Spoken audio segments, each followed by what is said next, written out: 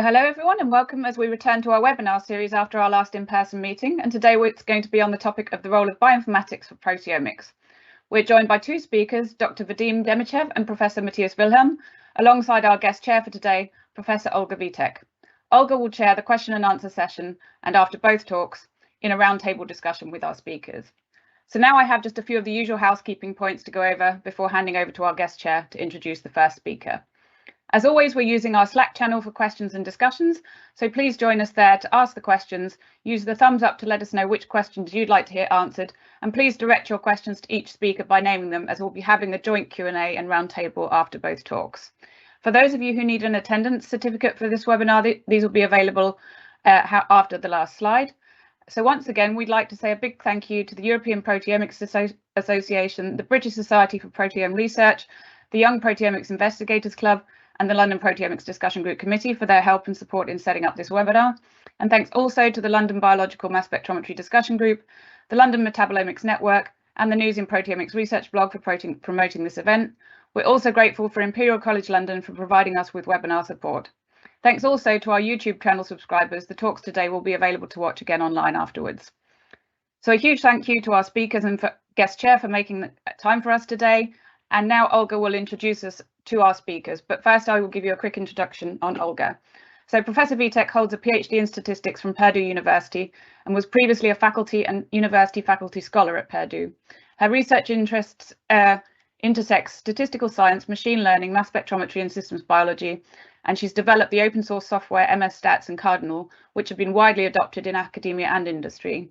Olga is a fellow of the American Statistical Association, a senior member of the International Society for Computational Biology, and recipient of the 2021 Gilbert S. Oman Computational Proteomics Award of US HUPO. So we're very much looking forward to her contributions to the roundtable discussions with our speakers later. So it's over to you, Olga. Thank you so very much for the kind invitation. I am very excited to join this group today, and I am delighted to introduce Dr. Vadim Demichev, who is currently a group leader at the Institute of Biochemistry at the Charité University in Berlin. Prior to that, he trained in Cambridge as a postdoc in proteomics in the Catherine Dilley's lab. And Vadim developed the widely adopted software DIANN for identifying and quantifying proteins from bottom-up DIA data. And today he will speak on the topic of multiplexed DIA with DIANN, and I am very much looking forward to the talk. Thank you, Vadim. So Olga, tremendous thanks for the introduction, and many thanks to the organizers for inviting me to speak here. I think it's my third LPDG seminar, and it's always been a pleasure to participate here. So what I wanted to talk about is the recent development in DIA, which is multiplexed DIA, and specifically how we handle this with DIANN. So this is a brief outline of my talk. I'll first give a brief recap of what makes DIA different from DDA, and how DIANN was developed and what it enables. And then we'll talk about multiplexing. And one of the highlights will be a silent DIA, how it works. So data-independent acquisition works by mass spectrometer isolating precursor ions for fragmentation. So precursor is a charged peptide in case of proteomics. Isolating precursor ions for fragmentation using a predefined set of quadruple isolation windows. So each window is typically fairly wide, say from 5 Daltons to over 50 Daltons. And multiple peptides are being isolated together, and window is acquired after window. A set of windows forms a cycle, and mass spectrometer cycles fairly rapidly. So during the elution of a peptide, it's fragmented multiple times. So when it comes to how the data looks like, in addition to getting an MS1 profile of the peptide and measured at multiple points through this MS1 profile, what we also get is elution profiles for the fragment ions of the peptide. So each cycle corresponds to data point, and we get multiple data points per elution profile.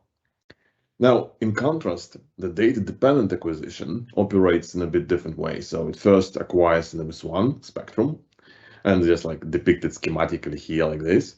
And then it looks, okay, what are the most abundant signals in that, and selects those precursor signs with very narrow isolation windows. I mean, and there are other developments also. Some recent research shows that it might be beneficial to use wide windows with DDA, but I will talk about like classical DDA in comparison. And in classical DDA, what you get is an MS1 elution profile. Looks exactly the same as in DA. And at the SMS level, you get a single spectrum. It doesn't need to be at the apex. So here it's drawn at the apex, but it might be somewhere here to the left. It might be somewhere here to the right. Now, when it comes to data processing, there is a fundamental difference between these types of data. DIA is very complex.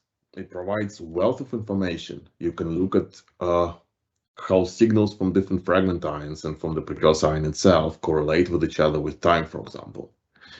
But at the same time, since you have simultaneous co-isolation for fragmentation of multiple peptides in these fairly wide isolation windows, the signal is just very complex. There are lots of what we call interferences when signals come from, indistinguishable signals come from different peptides, say different peptides have the same fragment ion mass. And you cannot know, okay, this signal comes from one peptide to another, and the software basically needs to somehow deconvolute this complex data. In DDA, on the other hand, you get very nice clean spectra because you just isolate a single peptide. So when it comes to the history of bottom-up proteomics, at the very beginning, DDA used to be the method of choice, and that's basically how proteomics was done, because data processing was ready for that. And then there were a number of landmark papers, which first established acquisition methods, which were optimized for how like everyone started looking how we can better acquire DIA data. And at the same time, a number of software tools with advanced algorithms were presented, which allowed to effectively process DIA data. And this established DIA as a valid alternative to DDA. So both, either of the methods had some advantages, either had some disadvantages. For some projects, DIA was better, some projects DDA was better.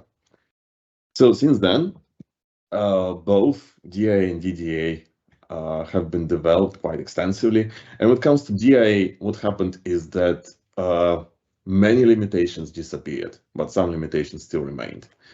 And we could do like things like very fast DIA proteomics with 5-minute gradients or even shorter. It was possible to achieve finally up to 10,000 proteins quantified per single injection with a 2-hour gradient with DIA. So rapid development of the technology.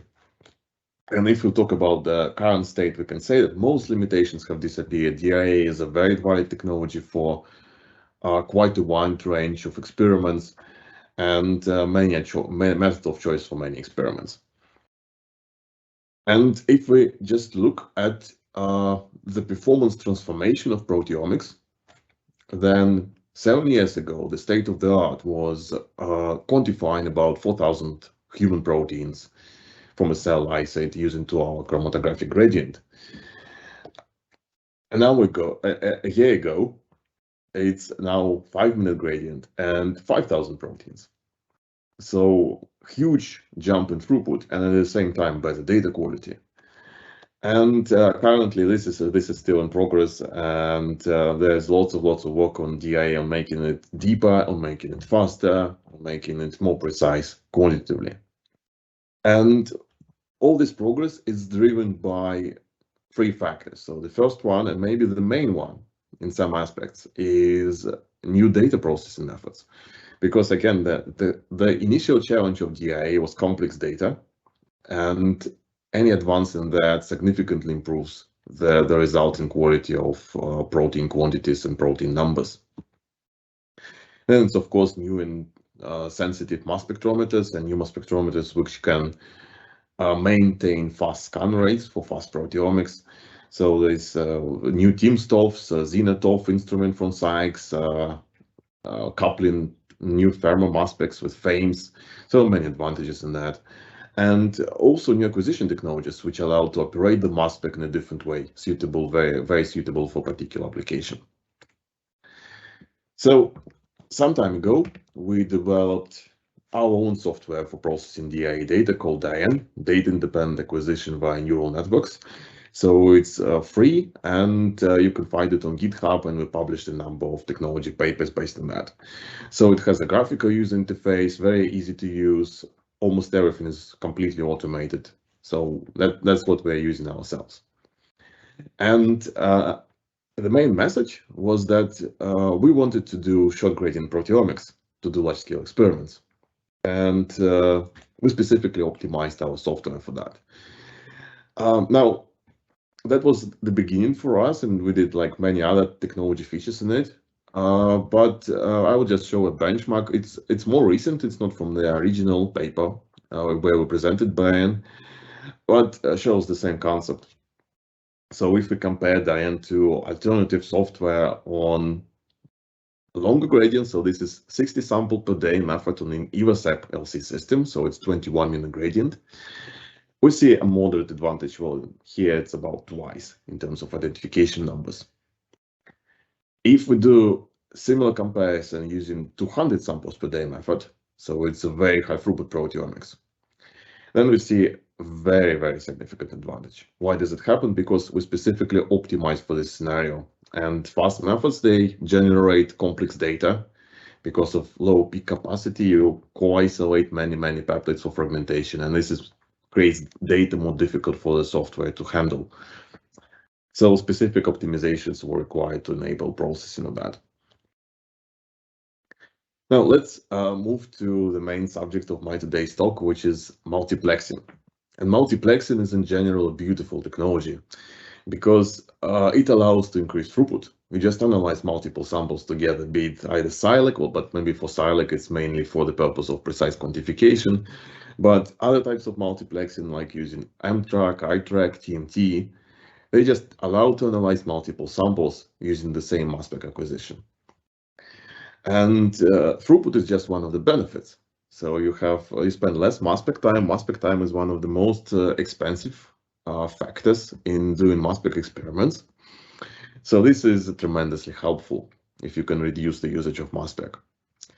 Second, you can designate one of your channels, so one of the labels or one of the SILEC isotope labels as a reference. So you have a single sample multiplexed with your samples of interest, and you quantify them with respect to this reference. And what if something happened during maybe sample prep or mass spec acquisition, it will affect the reference standard and your samples of interest to the same degree, meaning that we would expect this kind of technology to reduce batch effects. And finally, maybe the last use of multiplexing is using a carrier. And this has been extensively developed in single-cell proteomics, where you have TMT labeling, and you're doing TMT-MS2, and one of the channels, or maybe many channels, is a bulk sample, which is diluted to say like 10 times single cell level or 50 times single cell level, whatever you think is best for your experiment. And this improves sensitivity because you identify your peptide in the carrier and then you just quantify it in single cell channels. Now, the challenge with multiplexing if combined with DDA, there are two challenges. The first one is if you're using non-isobaric multiplexing like SILEC or M-Track, what happens is that the precursor ion space becomes more complex. So it becomes more difficult for DDA to handle that. And the second issue is that different acquisitions with DDA, they have higher missing value rates than with DIA. Now remember, DDA is stochastic selection of precursor ions based on which produces higher signal in a MS1 scan. And this stochasticity creates missing values. So in general, it might be different between different methods, but in general, all things equal, DIA seems to have less missing values than DDA. So we thought, okay, why don't we use multiplexing combined with DIA? Now, of course, there are different types of multiplexing. Maybe with TMT, it will be a bit difficult because you'll have lots of interferences among reporter ions. But other types of multiplexing, like non-isobaric labels or silex, should work perfectly fine. And one highlight of DIA, apart from higher data completeness, is also higher proteomic depth. Again, it might vary from instrument to instrument, but this is a general tendency. And we would expect that there will be no drop in proteomic depth when using DIA plus multiplexing, or maybe very minimal drop. And all other advantages of DIA will remain: high data completeness and also good MS2 level quantification. So there have been some attempts to do DIA with silex, for example, before, and they showed also nice advances, but none of them, as far as we know, demonstrated proteomic depth greater than DDA with multiplexing. And we thought that maybe software improvements can allow to address this.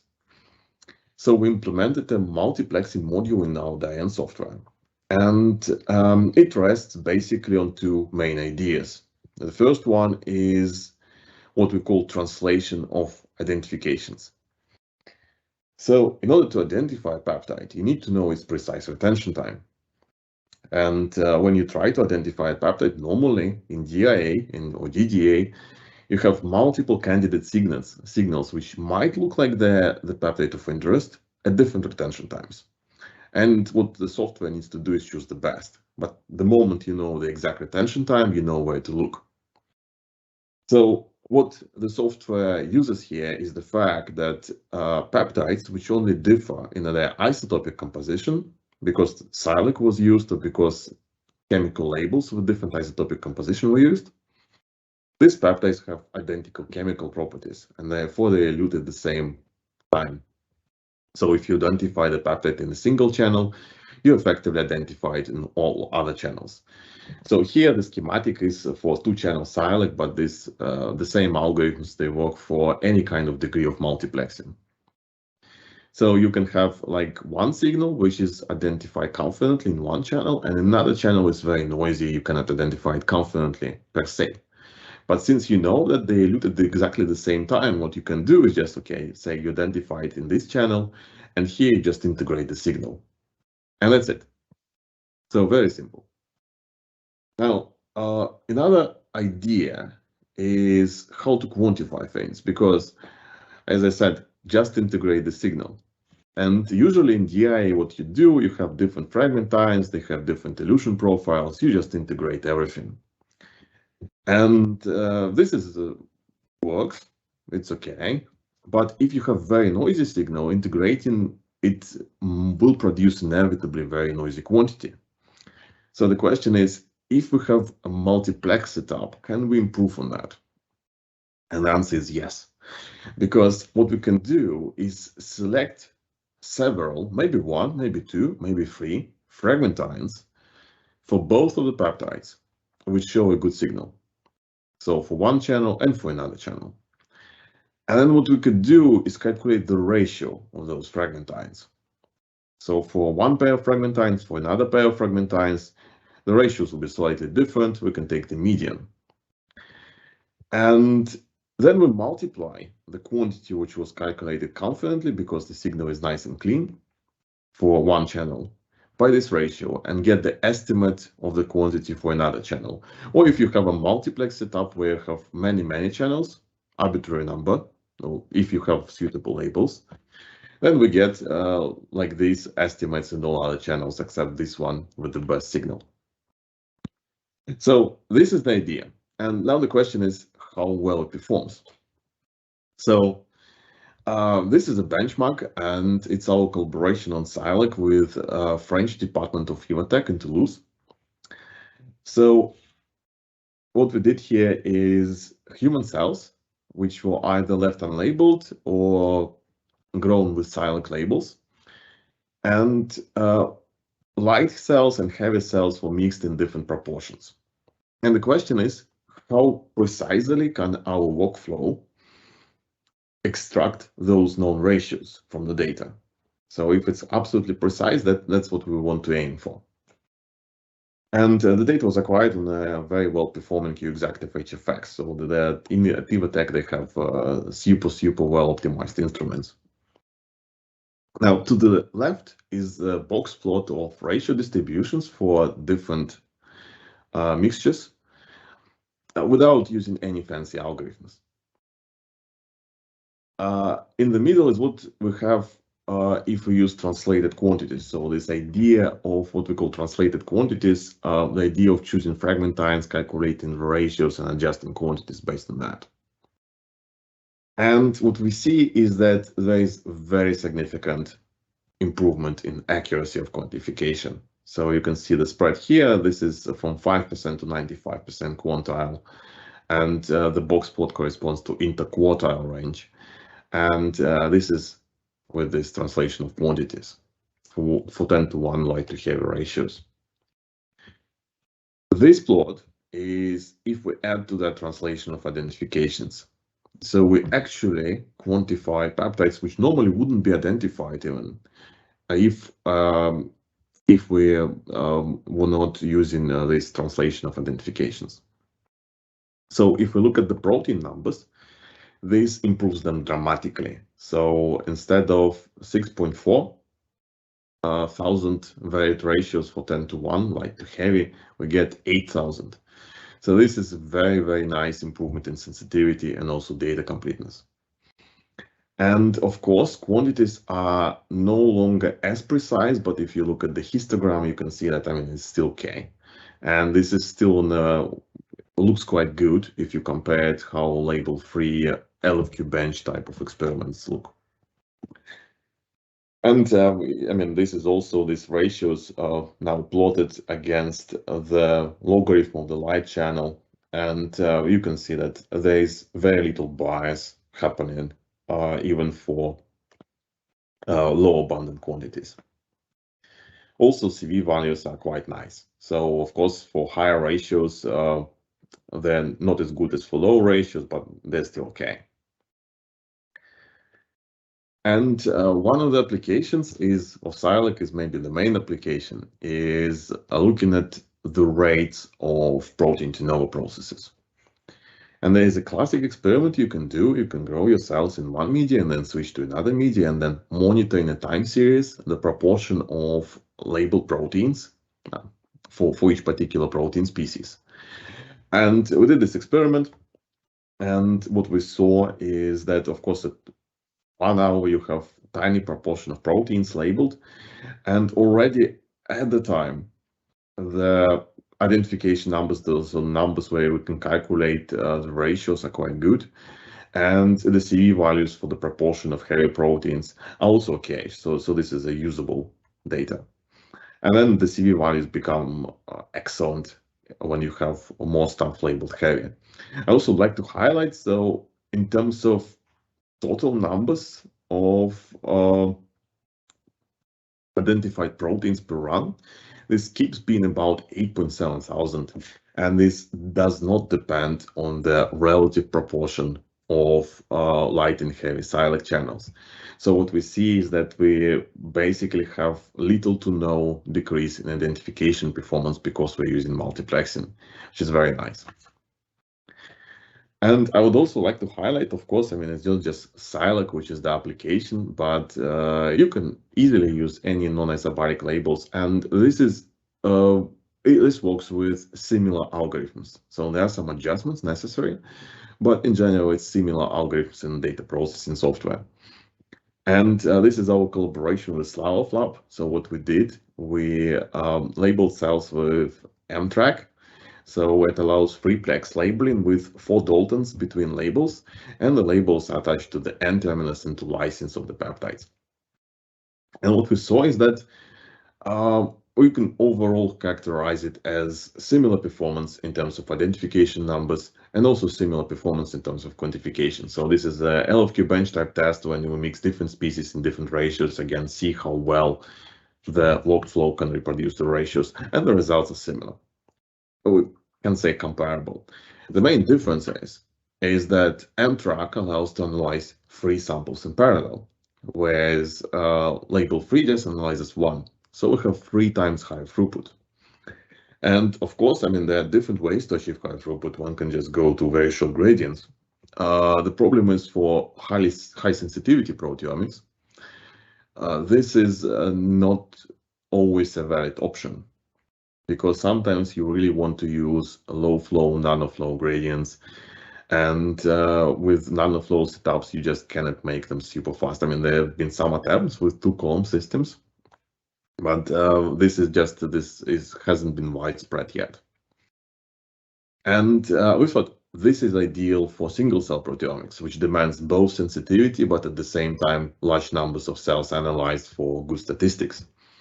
And this is all these measurements is like bulk sample, and also on the first generation Q-Exactive. That's why numbers are not particularly impressive with just an old instrument. But we thought, okay, why don't we use a state-of-the-art instrument and see how it performs? So a brief just recap of the DIA passive technology, which we wanted to use for that. And DIA passive combines trap time mobility with DIA. So it has two benefits in terms of sensitivity. So the first one is that you have ion mobility separation, and by itself, it's not helping sensitivity per se. But what happens is that this extra separation allows you to have less separation in mass dimension and at the same time maintain good quality of the data. So typically one uses larger DIA windows and low number of DIA windows with DIA passive. And this improves duty cycle, and high duty cycle means more mass signal, means high identification numbers, basically, especially in a situation when you have low sample amounts. The other benefit of DIA passive is this trapped concept, trap time mobility, because it accumulates the ions and then it releases them one by one, depending on their ion mobility. And when it releases, it acquires multiple DIA windows within what's so-called a DIA passive frame. And it doesn't matter in terms of duty cycle how many of these windows you have in the frame. So you can have 3, you can have 2, you can have 5. And it just doesn't affect the duty cycle. So the duty cycle is just 1 over the number of frames. And this provides, again, a fold change boost in terms of sensitivity. So this is a great technology if you want to analyze low sample amounts. Also for DIA passive, so original technology was developed by ManLab in collaboration with Bruka, and we optimized our software for this technology later on. So it was a nice collaboration with Alexei Nesvitsky lab, also Ralse lab. And we developed like specific module in DIANN to handle DIA passive data. So in short, so you have this ion mobility dimension, mass dimension, and the spectra looks something like this. So you have these 2-dimensional peaks in this 2-dimensional space for each spectrum. And DIANN nicely processes this data, so centroids the peaks, you get something like this, and then it extracts chromatograms only looking at specific predicted ion mobility for the peptide and only picking peaks which are next to it. So this very nicely improves this separation of peptides in ion mobility dimension. So we, having this technology, we tried to combine it with M-Track. And I think that what we got was quite a nice result. So the measurements were performed by Bruka on timsTOF SCP. So this is the latest generation timsTOF specifically optimized for high sensitivity. And we got about 1,000 proteins per single cell. So these are real single cells. And it might not sound like very exciting numbers, but this was measured with quite a fast nanoflow method. The total method is 30 minutes, out of which the gradient itself is 15 minutes. So if you consider that this is 3-plex multiplexing, it basically means 5-minute active gradient per cell. So this is quite high throughput single cell proteomics. And I mean, of course, we do so like data completeness is fairly nice, and we can validate things. We can compare bulk sample to single cell. It's not supposed to correlate perfectly, but it does show nice correlation, which validates things. So to wrap this up, what I think is the future of multiplexing in DIA. And there are many applications. So the first one is throughput. You can do it with M-Track. The second is You have high data completeness and high precision with either of them, drug or sialic. There are options of using this for reducing batch effects. This is still to be proved experimentally, and we have some experiments which show this in principle, but ideally it would be nice to acquire some large-scale experiments to demonstrate that, and it still works. And also the question is, can we use maybe absolute quantification with DA routinely with spiking peptides? So many prospects here still not fully studied.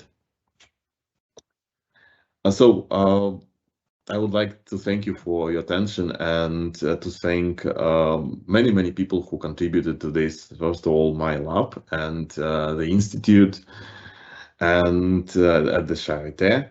Also colleagues from US, so Nisvitsky group from Uni Michigan and Slav group from Northeastern, and also colleagues from UATech. Thank you. Thank you so much, Vadim. This was very interesting. And for everyone, we have 175 attendees today and already quite a few questions. So we will leave the questions to the end. And just a reminder, please, if you ask question, put the name of the speaker in front, because I think by the end of the hour, we will have a lot of questions to both. So thank you again, Vadim. And so now let me go ahead and introduce our second speaker. So our second speaker is Mathias Wilhelm. He's a professor for computational mass spectrometry at the Technical University of Munich. Prior to that, he studied bioinformatics at the University of Bielefeld and obtained his PhD in computational proteomics at the Technical University of Munich.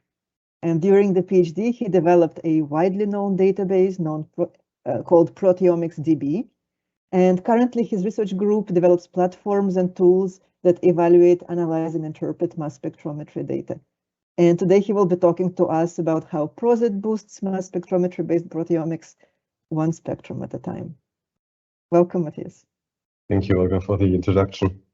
It's my pleasure to be here. It's the first time for me at the LPDG seminar, so premiere at some point. So it's my pleasure to talk about Prosit today. I give you a bit of the rundown of what Prosit is about, how it came to life, and what's to come, hopefully, in the next years on this. Very brief disclosure, I'm a co-founder and shareholder of two companies, Proteomics Scouts and MS8. I have no operational role in either company, but just to be fully transparent here. Particularly the MS8 company may be interesting for some of you, in case you haven't heard what they are doing so far. In mass spectrometry, bottom-up mass spectrometry particularly, the core currency is really mass spectra. Right, so we acquire them day in and day out, no matter essentially the acquisition method. And depending on the acquisition method, we sometimes need mass spectra prior to the analysis, and sometimes we look at mass spectra sort of only for analysis. But in both cases, essentially, we need mass spectra. So that means peaks with intensity and retention times to do some sort of analysis on this. In 2014, I think it was, we started a project which some of you may know already, some may still not, a project called Proteome Tools. In this project, we essentially aimed to represent the human proteome by synthetic peptides and systematically characterize them using mass spectrometry, essentially to build a gold standard in some sense for mass spectra, right? The core currency of proteomics. So in this context, we essentially synthesized 1.3 million peptides and then systematically acquired this back in the days on an up-to-date mass spectrometer using in total 11 different acquisition settings, let's say. So we covered HCD fragmentation, CID fragmentation, ETD, also combinations of those, and particularly also for HCD fragmentation, we acquired the data in 6 different collision energies. All of that data is now publicly available. It's largely stored in Proteomics DB. The raw files and also search results can also be found and downloaded on Pride. And there's also readily available spectral libraries on Massive and NIST and proteometools.org, for example. And while with this resource now we cover a large number of previously observed peptides in the human proteome, but also peptides which we may see in the future once we see sort of the last missing proteins being identified. Eventually, resources like this and any spectral library you may be able to download will never really cover all the organisms we can think of or all the peptides we may be interested in. So ultimately, what we are interested in is having some sort of mechanism which allows us to generate a spectrum sort of at will, at the click of a button, right?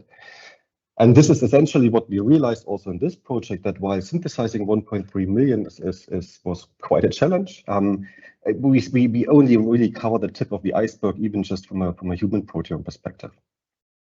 However, with this really nice systematic data set at hand, what we essentially could do is use this as a training data set to train a piece of machine learning to predict us what spectra and what retention times of peptides actually look like, even though we may have never seen those before.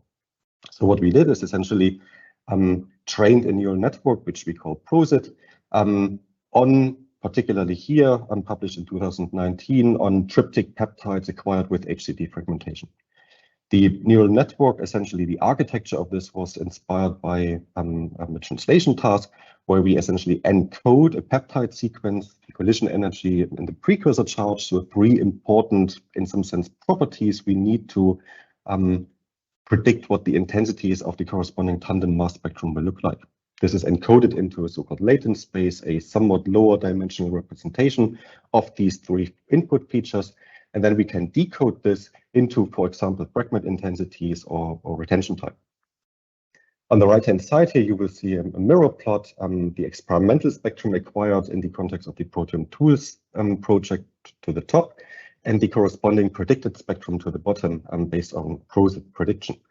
And I still very much like these mirror plots. I'm pretty much amazed by how equal they look, right? So this is also indicated by the very high Pearson correlation here of 0.99. So essentially the intensities match almost perfectly. We are typically using these days a measure called spectral angle. It's in some sense similar to Pearson correlation, quantifying how well two, in this case, spectra match in terms of their intensities. It just provides a bit of a higher resolution, higher sensitivity, particularly in the area where spectra already look quite similar. This particular example here is not really picked specifically. This is, in quotes, the average or median performance you may expect when using Prosit. So on the bottom left, you see a distribution of spectral angles we see when comparing experimentally acquired spectra to predicted spectra using Prosit, both in a training data set and an independent holdout data set, which also indicates that this piece of machine learning didn't really learn how fragment intensities look by heart, but actually understood how peptides fragment in a mass spectrometer. We are certainly not the only ones who have developed prediction tools for fragment intensities, neither in the past nor likely in the future. However, we still believe that today we are a bit more, we have one particular advantage, particularly because we are looking at collision energy dependent fragmentation. Prosit is available online, so you can just go to proteomecp.org/prosit and essentially retrieve, download spectral libraries, for example, or also do other processings. The beauty about having predictions at hand is that we can essentially replace how we deal with mass spec data then. So depending a bit on the workflow, again, we have had a really nice presentation by Vadim earlier on DIA. Eventually, we are interested in identifying the signal we have acquired, right? And that is, largely speaking, one can use similar mechanisms for TDA and DIA. Ultimately, it boils down to trying to interpret a mass spectrum which is acquired. Classically, in data-dependent acquisition, we would use so-called database search engines, which internally generate in silico spectra, however, to a large degree ignoring intensity information, right? So we drop an important piece of information of these spectra. We can use spectral libraries, however, those come with the downside that they can only re-identify peptides which were identified previously, right? So they are typically incomplete. The spectral libraries one can download, they typically also come from a machine which is different to the machine where you may have acquired your data. So we are looking at differences in intensities which may just come from slight differences in, for example, collision energy. And also the classic approaches like Spectra Library generations, they typically suffer in generating proper decoy spectra, because we have decoy spectra aren't a real thing in some sense. This is essentially all mitigated by having accurate predictions at hand, because we can generate MS2 spectra for any peptide of interest. We can do this pretty much for any condition of interest, so any collision setting, and we can do this for also decoy peptides. And we actually have done this also in the Proteome Tools context. We synthesized a couple of frequently observed decoy peptides and compared this to the predictions from Prosit, and they also look very, very similar. A very immediate application, which may be relevant for some of you without knowing much detail, is this Universal Spectrum Explorer we developed in 2019, which is also available via proteomesdb.org, which allows you to retrieve predictions from Prosit in real time. So you can essentially generate a mirror plot where you may copy paste the spectrum acquired on your machine, let this be plotted to the top here, and then retrieve in real time from the GPUs in our basement essentially a prediction from Prosit and compare whether the identification you have gotten from your workflow seems to be valid. The beauty about this viewer is that the annotation of the top and the bottom spectrum is independent of each other. So what one can do is also start fiddle with the bottom sequence and see if one can come up with a better peptide matching the experimental spectrum, in case one may expect to have a minor asset permutation present also in the data set. One can also do this comparison of predictions to experimental spectra more systematic. And this is typically referred to as rescoring in the scientific literacy. So what we essentially do is we take a search engine result from a database search engine and then compare the hypothesized peptide spectrum matches to predictions retrieved from Prosit. Right, so we essentially try and reassess whether the identifications proposed by, for example, MaxQuant are valid in the context of using intensity-based features, comparing the experimentally acquired and predicted intensities to each other. This is a workflow which we have applied to a variety of data sets now, and I'm going to show you a couple of those examples and also highlight where this rescoring mechanism may be particularly interesting to use. Just to show that this rescoring mechanism is doing nothing fancy, focus your attention on the bar plot here in the middle. This is where we compare the results from a MaxQuant search filtered at 1% to this rescoring mechanism using Prosit also at 1%. And what you see is each of these bars essentially is a small Venn diagram, where in blue you see the peptides being identified by both approaches and re-scored also then by the Prosit approach. In green, you see peptides which are exclusively rescued by the rescoring mechanism, and in orange, you see peptides which are not confidently identified anymore by this rescoring mechanism. And what you may also appreciate is that there is not a lot of orange, so we still hang on to most identifications what MaxQuant has provided initially, or Andromeda in this particular case. And then we, particularly when comparing 1% against 1%, we also don't see an awful lot of green, which is good because that tells us that database search engine typically works quite nice. And you may ask, well, what's the advantage of this now? The advantage of this is if you focus on the right-hand side bar plots here. Here we are now comparing the same 1% database search result to an 0.1% FDR filtered rescoring result. And what you may also see is that we don't see a big difference between these groups of bars. We still see a small proportion of orange. We still see a bit of green. But essentially, that means we can filter our data an order of magnitude more stringently without losing correct identifications. And this is particularly interesting in the context of clinical proteomics, where one may typically be interested in getting rid of as many false identifications as possible while retaining as many correct identifications as possible. So particularly for clinical setups, I think this is a very useful approach. Database search engines classically suffer with an increase of the search space, right? So particularly when we look at metaproteomics, for example, we see that classic database search engines started to fail identifying a decent number of peptides. So what we did in this context here is we have a metaproteomics data set, which was analyzed by subsequently larger search spaces. So starting just with a human search space, going to human plus bacteria, going to all entries from UniProt, and then combining this even with a metagenomics effort, IGC, which is a FASTA file containing essentially 14 million protein entries. And what we see is if we look at the number of identifications retrieved by, for example, MaxQuant, we see that initially we identify something like 3,000 peptides from the human search only. And once we increase our search space, we are seeing that more and more peptides getting lost, essentially drown in the noise of all the random matches generated by this gigantic search space. To the point that when we use the biggest search space, we essentially identify almost no peptide at all anymore. When we now do this with this rescoring mechanism, so integrating this intensity information into this matching process, we see that we actually hang on to a large number of human peptides initially already, and also add a substantial number of peptides proposed to originate from bacteria. So here we're looking at a drastic difference in number of peptides being identified when using this rescoring mechanism.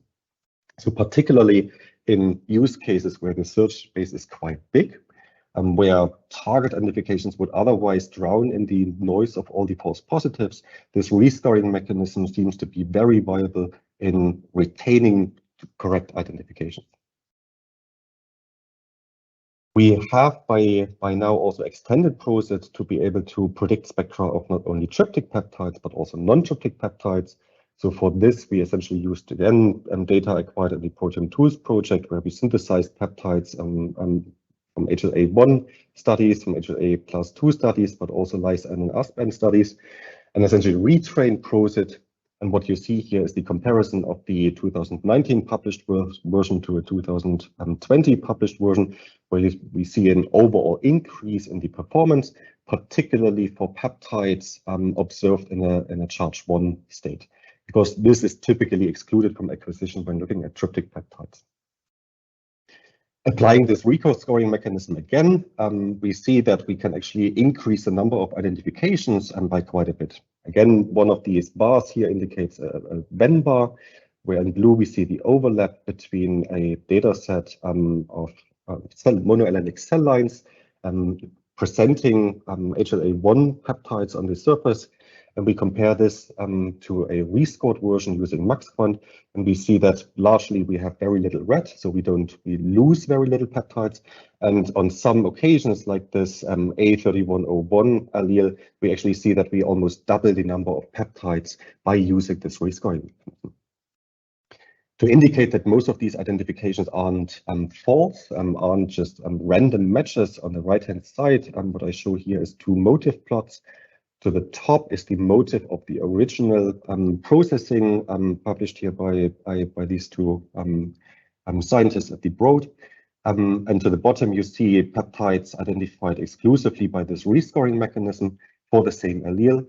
And the motifs look pretty much identical. So everything we add on top of the previously identified peptides seems to be in line with what we would expect this allele to present. We've applied this also to clinical samples. So again, here we're looking at a couple of these Venn bars, I tend to call them as well. Here we're looking at patient data, HLA class 1 peptides again. In blue, the number of peptides originally identified, and in green, the peptides we add by using this rescoring mechanism. So this highlights that this rescoring mechanism, particularly for low input amounts, is quite useful, because typically the lower intense a precursor is, the less fragments we see in MS2, and that classically hinders database search engines to give a high score. This rescoring mechanism integrating intensity information makes use of the relative proportions of peaks, so it's not as strongly dependent on the pure number of fragments present in the spectrum, and by that we can retain a large number of, reassess confidently identify a large number of peptides, particularly for low input amount samples. One particularly interesting point of discussion in the scientific literature is whether or not there are so-called spliced HLA peptides present. And we thought that with the capability of predicting what spectra look like, we can simply look at the proposed non-spliced peptides and proposed spliced peptides and investigate how well the two experimental spectra compare to the respective predictions. So what you see here is a beam plot showing the spectral angle distribution when comparing experimental to predicted spectra for non-spliced peptides and proposed spliced peptides. And what we see straight away is that a larger portion of these proposed spliced peptides may in fact not survive reassessed confidence levels. There is, however, also cases where some of these proposed spliced peptides show really high spectral angle. And I show one of these cases here. Again, to the top, we see an experimental spectrum. To the bottom, we see a predicted spectrum by Prosit. And this shows a spectral angle of 0.95. So we are talking a Pearson correlation of something like 0.9999 or so. And if you look at this and just have this as evidence before us, we would be pretty happy with this. The predicted intensities and experimental intensities align very well, so this is nice. We lack a couple of fragments in the interesting region, in quotes. So we are starting to see a Y4. This is past the proposed spliced position here indicated by this bar symbol, by this pipe symbol. However, the intensities seem to align pretty well, so we may take away from this that this is in fact a correctly identified spliced peptide. However, if we reanalyze the data using a variety of database search engines, we also see that some of these search engines propose a canonical peptide to be the corresponding match for this experimental spectrum, which is here to the bottom now. And this is something which keeps me awake for the past weeks, essentially. Because if you compare now the top mirror plot and the bottom mirror plot, you may realize that they look very identical, right? So we are looking in both cases at a spectral angle of 0.95. They pretty much cover the same fragments. We see a shift in the ion series, but the most intense peaks in the spectrum are covered, and the predicted spectra also look very similar. To the rescue for the canonical peptide is a Y1 and a Y2, which would cover the proposed spliced region. However, they are very low intense, so one may not put too much trust in those. Essentially, the reason why that keeps me awake for the past weeks is that from my perspective, that puts a bit of doubt on our confidence in peptide identification, particularly when looking at very large subspaces, because there may be alternative hypotheses hiding somewhere which produce pretty much an identical hit. If we apply now this learning that some of these spectra of these proposed spliced peptides don't reach a very high spectral angle, and there's other cases where we may look at isobaric substitutions.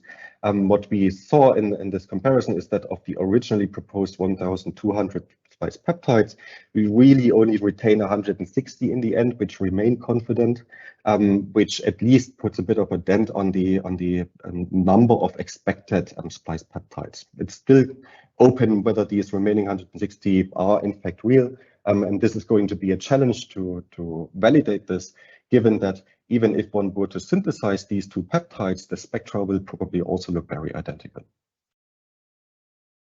We have extended Prosit also rather recently to support labeled peptides. So here, particularly for GMT labeled peptides. So we essentially also remeasured all the Proteome Tools peptides after labeling. So we have a similarly high quality data set. We have adjusted the architecture of Prosit slightly to also encode the fragmentation method. So this is now one model supporting HCD and CID fragmentation. And here on the right-hand side, you see again that on average, we see a very high agreement between the experimentally acquired spectra and the predicted spectra using Prosit for both CID and HCD fragmentation. We can make use of the same rescoring idea now for TMT data, and TMT data typically shows lower identification rates in comparison to non-labeled data. And what we see again is a large overlap when comparing a rescored versus a non-rescored data set. We see very little PSMs and peptides being lost in this analysis, but particularly here for this data set where we look at the human breast milk, we see quite a substantial increase in the number of identifications.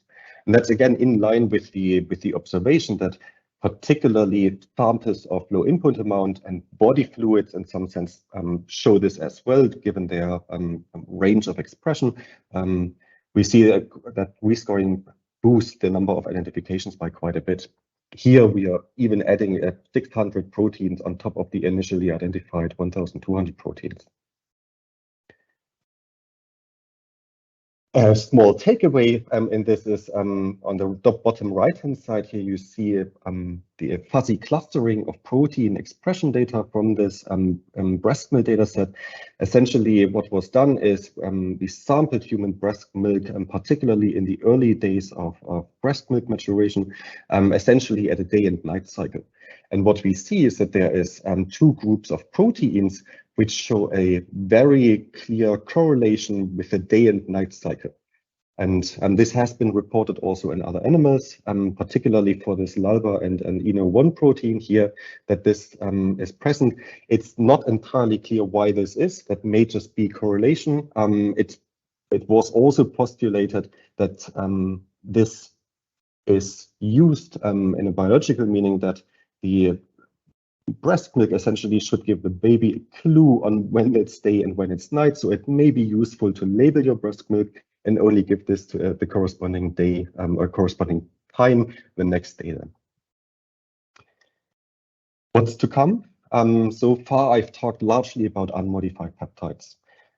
We are working quite heavily on extending Prosit also to modified peptides, and I'll show you here preliminary data on a model which essentially is what we think able to predict all types of fragmentation patterns for any type of peptide.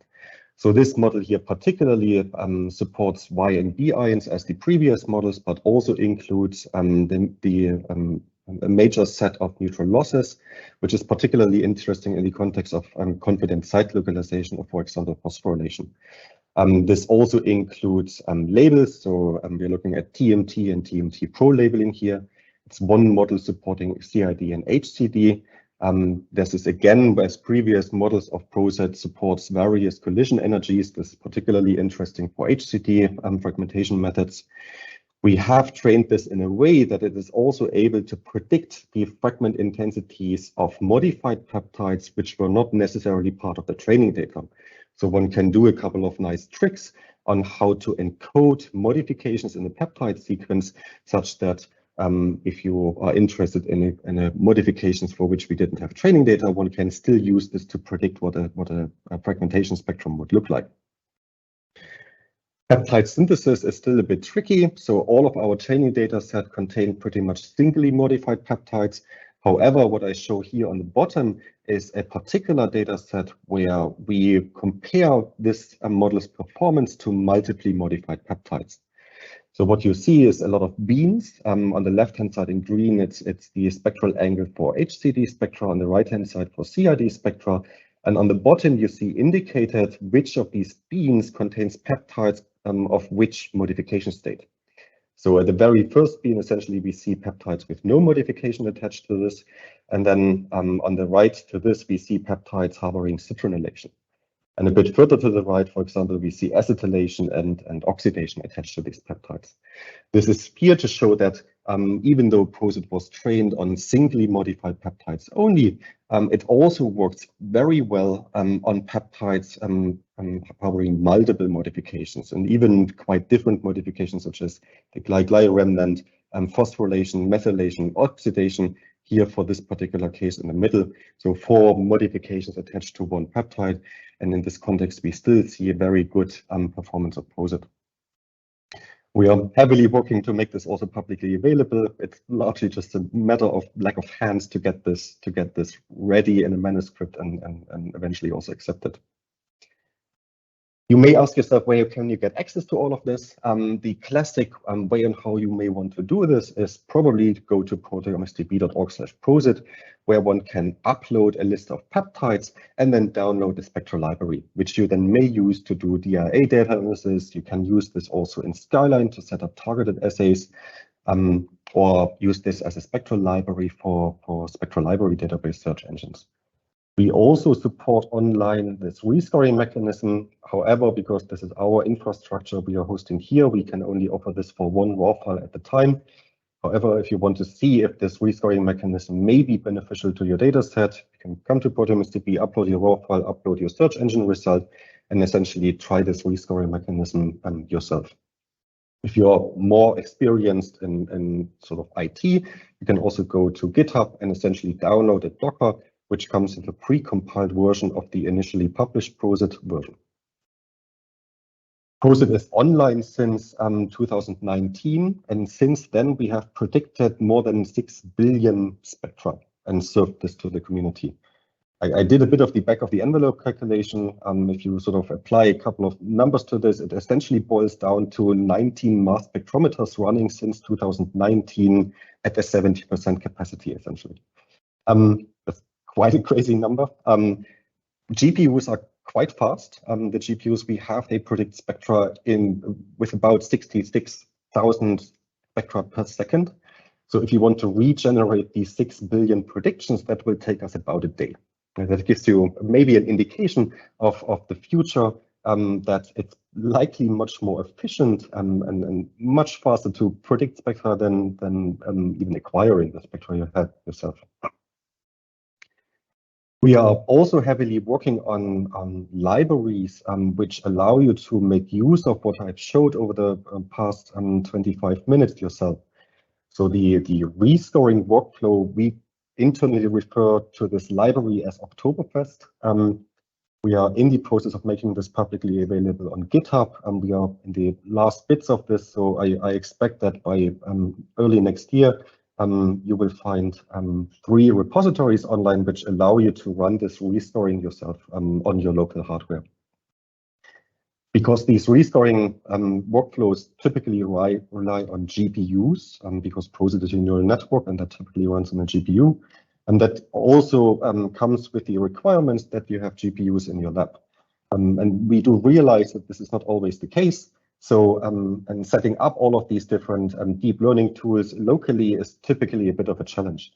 So what we are also doing right now is developing a library which we internally call prediction as a service, where a user or even a software tool may just use a publicly available API to retrieve predictions from the servers we are running internally here. So with the capacity we have, we believe that this is a viable mechanism for you or other pieces of software to essentially retrieve predictions in real time. The pilot of this is already running with Skyline. So the newer versions of Skyline allow you to download predictions from Prosit in real time, so you can generate libraries in Skyline by the press of a button, essentially. So we don't have to go to proteomicdb.org/prosit to generate these libraries and download them. The system is hopefully flexible enough that we can also incorporate neural networks from other research groups. So I here listed also Deep C and PDeep. That's other neural networks predicting intensities and retention times. So we are confident that we are able to also host these models so that one can easily test and try which of the prediction models available today give the best results for your particular machine, for your particular setup. If you want to go even deeper, we are also in the process of developing a Python library called DIANN, which is intended to allow you to retrain deep learning models yourself without knowing all the bits and pieces and intricacies of deep learning.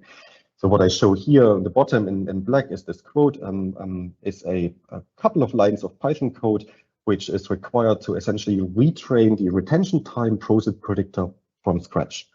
You can do this in a Google Colab worksheet and essentially train your own predictors. If you want to give this a try, the DLOmics library is already publicly available. There's links in it which allow you to try this yourself on a Google Colab machine, essentially training models in the cloud. And we are also in the process of making this more available for intensity predictions. Last but not least, as sort of a summary and outlook, I do think that predicted spectra and predicted properties of peptides are likely here to stay. I'm very confident that with the performance we see achieved by most of the methods these days is very much on par with spectral libraries, and that we are likely at some point not be required to generate synthetic peptides for all peptides anymore. More detail. So we have now looked at intensity prediction and retention time prediction. We have also internally already models at hand which do a fairly okay job in predicting something like a precursor charge. And I think eventually all of these different predictors will become instrumental in making data analysis more comprehensive. And Vadim has nicely shown this, that we are likely at this tipping point that bioinformatics solutions likely drive the next advances in bottom-up mass spectrometry. So with this, I'd like to thank you for your attention. I'm largely the messenger for all what I've shown here. There's super clever people behind this. So thank my lab and then also the previous lab where I've been in Bernhard Küster's group. I'm ready to take questions. Thank you. Thank you so much, Mathias. Thank you for the nice presentation. So for everybody now, we have roughly 20 minutes for Q&A, and we have a lot of questions. So what I will do is the following. So we have one question for both Vadim and Mathias, so we'll start with that. And then I have a few general questions to Vadim and a few general questions to Mathias. And then if time allows, we have some technical questions to Vadim specifically. So we'll see how that goes. But the first question to both of our speakers at the same time, could you comment on how we can detect genetic variants in quantification of proteins? Okay, so maybe I start. When it comes to GIA, this is not easy. So GIA in general, it struggles a bit with detecting different peptide forms, because it might be that different peptide forms share a lot of fragment ions, and you need to know like C-specific fragment ions which distinguish, or use predicted spectrum, for example, or empirical spectrum. Is it possible to do that? Yes. How well it is established, as far as I know, it's not established at all. So what we could do in terms of peptide forms, there are validated approaches in basically all the major software tools, which allow to, say, identify phosphopeptides confidently, identify debucanated peptides confidently. With variants, as far as I know, there are no statistical models available which like guarantee performance. But what's possible is use, for example, in DIANN some kind of scores which indicate that you identify peptide form correctly. Now, when this is also a scenario, it applies regardless of whether you have different peptide forms in your sequence database, or you have like just one peptide form and you don't know if the peptide is mutated or not. And Mathias, do you have anything? Yes, I agree with everything Vadim said. I think it's also for DDA still a bit of a challenge, right? And I showed this particular example for this proposed spliced peptide, which was arguably a variant from a peptidoform in some sense. And I think this is going to be tricky to really confidently identify. I also believe that our current FDR methods aren't really made to properly assign confidence measures to this, right? So I think right now that maybe particularly for these like spliced cases, and if you're particularly hunting down for one particular variant peptide, it is maybe beneficial to also use different fragmentation methods, just to tease out the differences between a peptide, a canonical peptide, which may elute at pretty much the same time with pretty much the same precursor mass to tease out the differences between different hypotheses you may have for that particular spectrum. Okay, thank you so much. So now a few questions to Vadim, and they're very brief. See if you can do like 1-2 sentences answer. First question, is the workflow and the code available to try out Scilab DIA? Well, DIANN is available, so you can just download it, and the commands to do that are not yet listed on GitHub, so please just email me for details. Great. Does DIANN require precursor level information for peptide detection and quantification? Not really, works without it, but in most cases it's better to have it. Great. Can you point to benchmarking studies comparing DDA TMT and DIANN multiplexing? I don't think this exists. There is one study comparing label-free DIA to TMT. A study was done by colleagues from Biognosis and co-authors, and the study concluded that the methods are comparable, well, within the single batch of TMT as far as I know. Other than that, I'm not aware of any experiments towards that. Okay, thank you. And can DIANN analyze DIA data acquired with FAMES interface? By default, out of the box, it can do so if you used one CV when operating FAMES.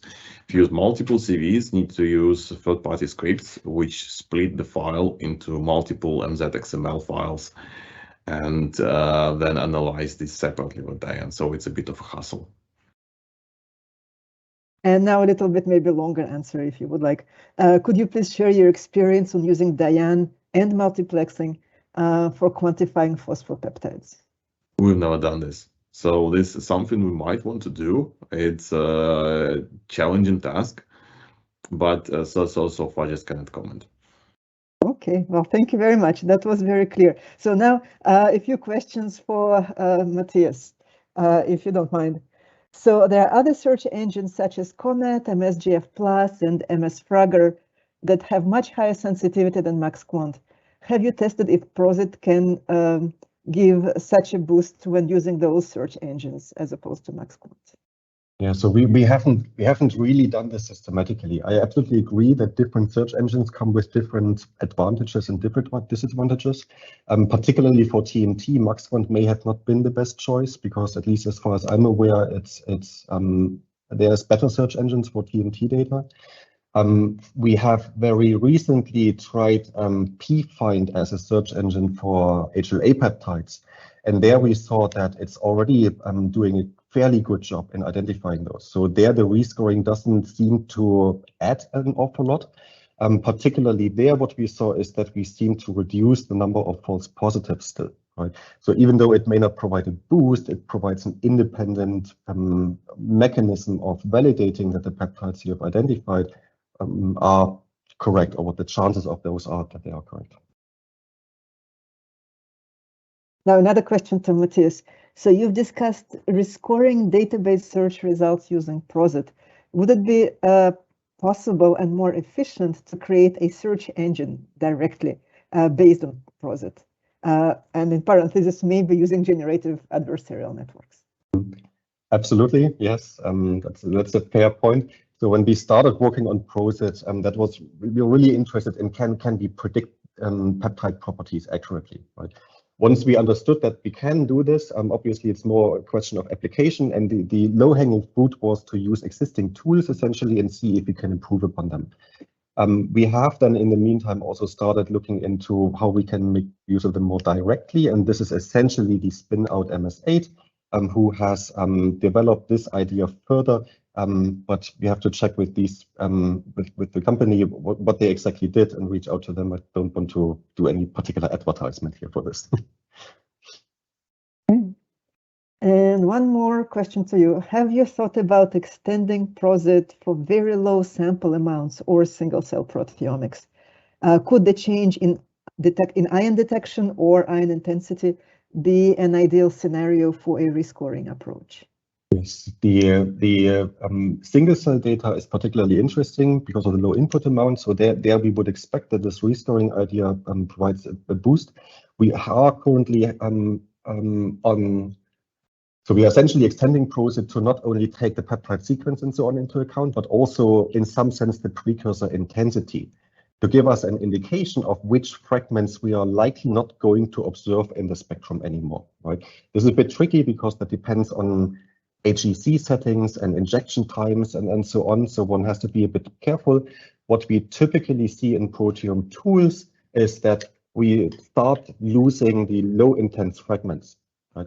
What we typically don't see, and it's a bit in contradiction to a recent publication, is that we see changes in relative intensities. That's not what we see, and that's also not what I would expect from at least my understanding of a mass spectrometer. So yes, we are working on this, largely with the idea to add a probability of observing a fragment given a low input amount, essentially. Thanks so much. And last question.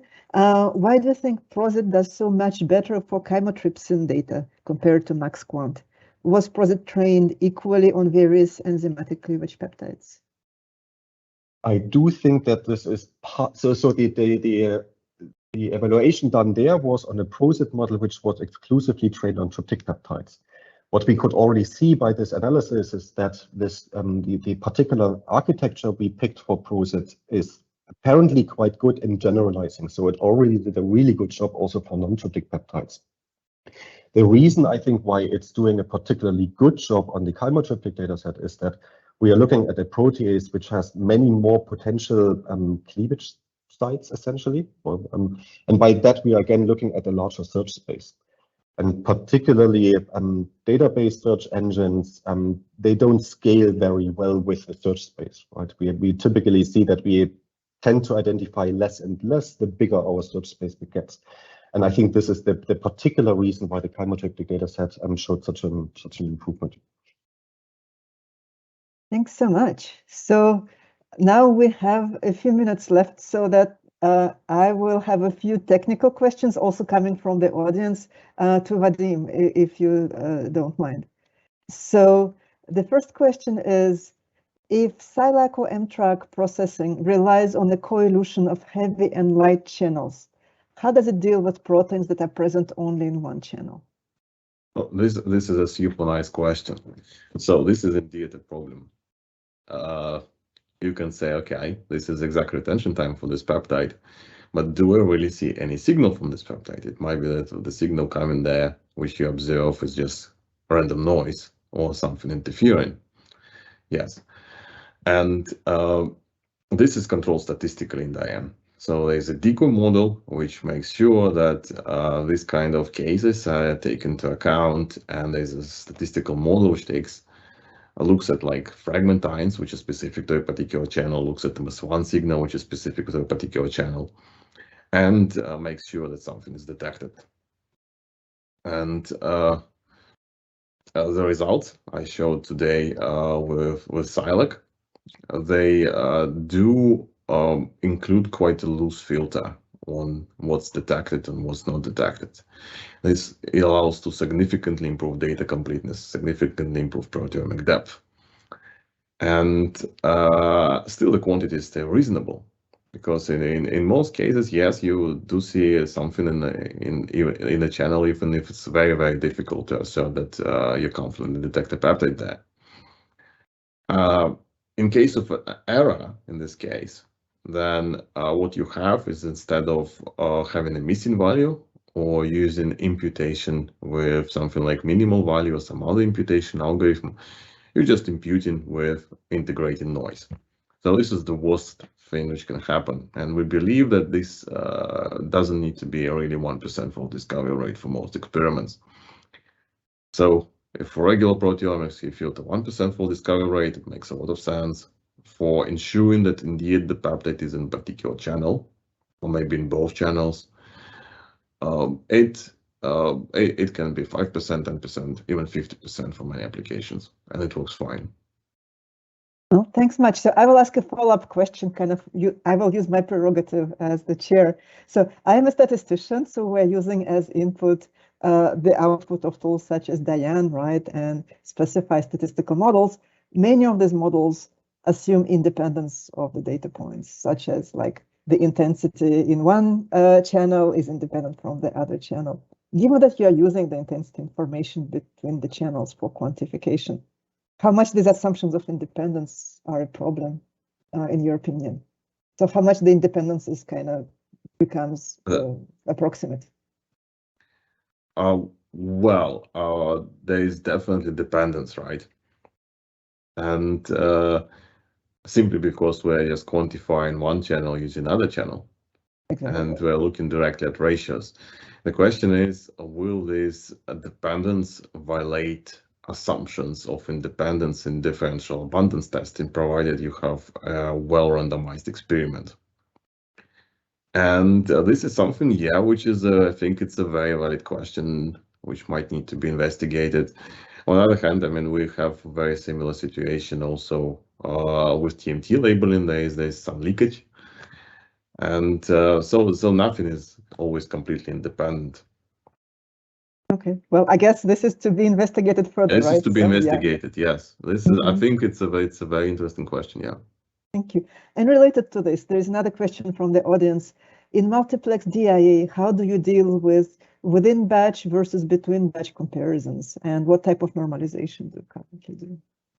So we don't normalize between channels. So if you're using multiplex DIA solely to increase throughput, so you have like independent samples in different channels, then normalization between the channels needs to be carried out in either R or Python by the user. So the reason we don't do that is because normalization between different runs, it's somewhat more complex process. It takes into account things like, for example, sample prep could go wrong and deplete, say, hydrophobic peptides. And this will be taken into account by DIANN. It will correct for that. When it comes to normalization between different channels, it's probably not really necessary. So you can do something like simple median normalization. Just select the number of stable peptides, stable proteins, make the medians the same, something like that. And yes, so that's basically how we do that. Thank you. When it comes to looking if a particular M-track label introduces a batch effect, so we think it does. So this is definitely the case, and it does make our results, which we showed, look a bit worse than it would otherwise if there was no batch effect. And the good thing here is that so far, what I showed in benchmarks, what we've tested ourselves, is experiments with low number of samples. That means that we cannot use effective batch correction. We cannot correct for the effect of a channel. Once a logic scale experiment is acquired, which is nicely randomized, this correction for the channel effect will be possible, and this should further improve the quality of the data. Thanks so much. Maybe I can also point out that MS Stats has approaches for normalization, which should be able to work very nicely with DIANN. So maybe there is some complementarity. Yeah. So the next question, kind of getting more and more technical. How does DIANN handle BIOINs for SciLac quantification? So sorry, BIOINs? Mm-hmm. Yeah, I mean, Y and BIOINs are used. So in a situation when it has a multiplexing and some ions are shared between channels, it tries to use ions which are not shared between channels. So the unique ions for each channel, to quantify each channel, well, naturally. If we don't talk about ratio, if we talk about ratio, then it looks specifically at shared ions. And the only exception is that like there are no unique ions, and then just like reports the shared ion quantities. Thank you. And so I'm being told that we have 2 minutes left, so let's just take one more question and that's it. So how would DIANN handle the small retention time shifts between heavy, medium, and light labels if someone does diameter labeling? So when we try to make a SciLac experiment, do you have any opinion on that? That's a super interesting question, and I mean, I know that a number of groups wanted to do that, and I haven't looked at the data yet. So in general, what I think would be necessary is adaptation of algorithms, because as is, it's not going to work as well. Once the algorithms are adapted, it's still not going to work as well, but it might still be possible to take a benefit from multiplexing to some extent. Thanks so much. So I think this is the time point for us to stop and turn it over to the organizers. Thank you very much, Vadim and Mathias. This was very, very interesting and very informative. Yeah, thanks.